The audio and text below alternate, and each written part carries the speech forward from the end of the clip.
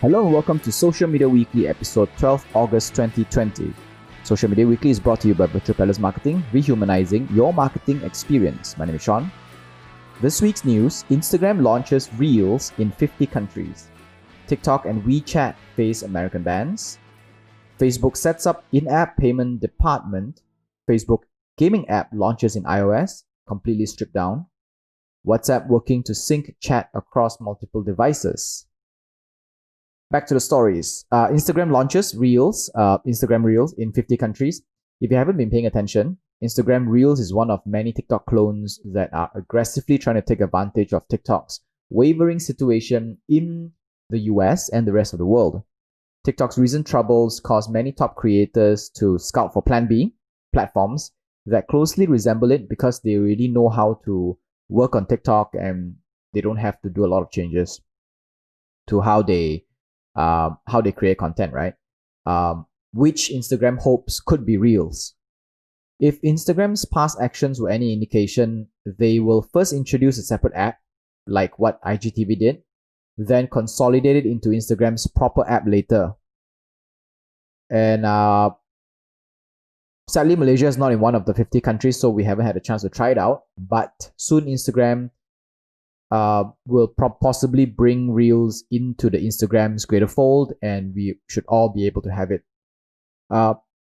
Instagram is turning out to be a little bit of everything now, something that Instagram was not, because Instagram was supposed to be the Flickr for mobile, and it was good as that. And then they became Snapchat with stories, and then they became YouTube with IGTV, and now they want to become TikTok with Reels. All under one roof. How innovative, right? I don't know if Instagram is slowly becoming the next Facebook, a very messed up platform that nobody wants, because there is something to be said about doing one thing and one thing well. And if you try to do everything, you kind of become a hot mess like Facebook is right now. But, well, only time can tell. So if you hate TikTok and all the content that goes with it, soon you will be able to see them more on Instagram, which, well, yeah. TikTok and WeChat face American bans. On the 6th of August, President Trump, if you don't know who Trump is, President Trump declared TikTok and WeChat a national emergency because of the privacy and security concerns. If this goes through, Google and Apple would have to stop offering TikTok and WeChat on their app stores in the country. This is forcing the sell-off of ByteDance's company to an American counterpart. So TikTok has been looking for investors initially to buy over majority of the company, so it kind of cleans their hands from the Chinese association. So current potential suitors include, but not limited to, Microsoft, SoftBank, and Twitter. So these are the major investors in hand. TikTok is also right now trying to file a lawsuit challenging the order the US administration has put down, to see if it can be reversed. But seriously though, I mean, yes, there is a reason for America and its allies to be afraid of the Chinese Communist Party mandating TikTok and ByteDance to give all the information, to give all of the US American information to them, as compared to, say, American companies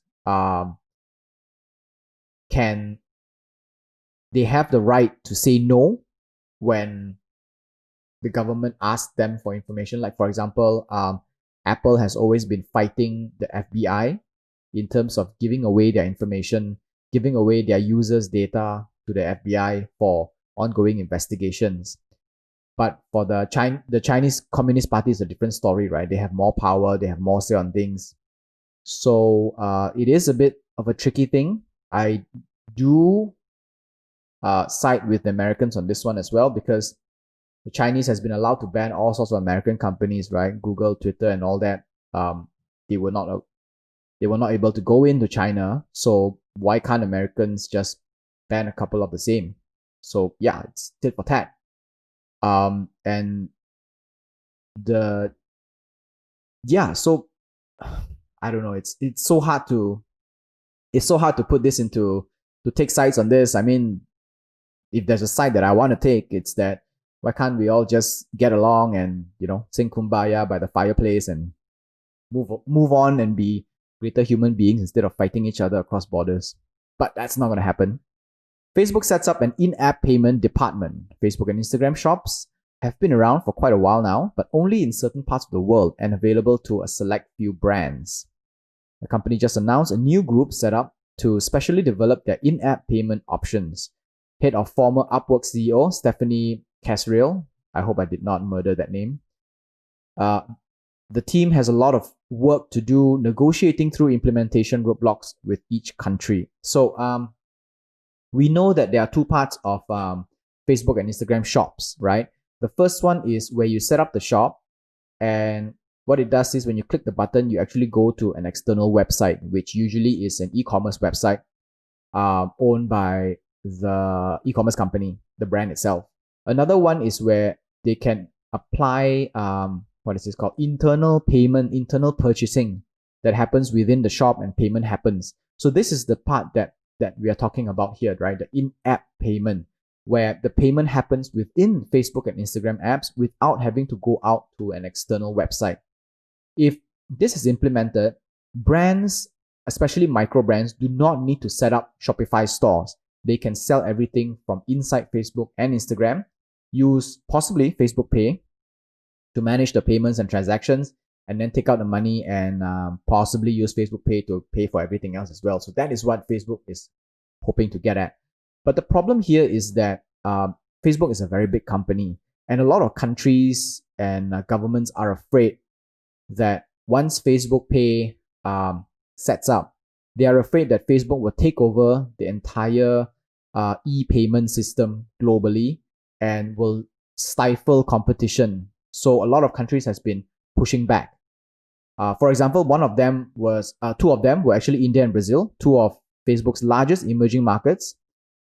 They tried to launch payment services, Facebook Pay and WhatsApp Pay, I think, or I think it was WhatsApp Pay, in these two countries, and immediately got a backlash, and they were blocked by the nation's central banks over concern of antitrust. So this new department group has a lot of hurdles to jump through from every single country, because everyone knows it's clear as daylight. Everyone knows that once this is set up, there is no chance for fragmentation. There is no chance for smaller fintech companies to come in and compete with them, because Facebook will take over everything. It will be the big blue thing all over again. So that is not good. Facebook gaming app launches in iOS, stripped down. A few months ago, Facebook launched its gaming app on Android, which lets users play mini games and watch live streams of mobile games.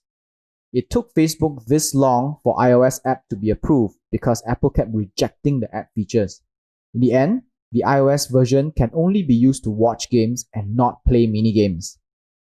Perhaps like Apple's stance on Xbox xCloud gaming service, they believe iOS users prefer to play crappy Apple Arcade games. Okay, Apple just released the Apple Arcade maybe last year. It's not doing very well, but it's a subscription service for premium mobile games.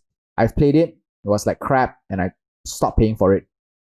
So now what's going on is Facebook's gaming app is kind of like a Twitch competitor, whereby the majority of the bulk of this service is in watching live stream mobile games like League of Legends or what is that called? Call of Duty or whatever it is.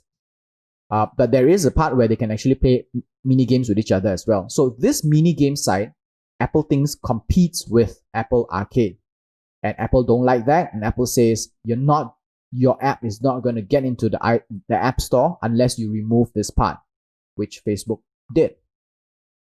And on another side of the story, since we're talking about gaming, Xbox xCloud was actually launched on Android in the US. which lets people play Xbox games via a cloud on their Android devices. Apple is not allowing this to happen because of two reasons. Well, actually just one reason. Because Apple cannot monetize on a subscription model.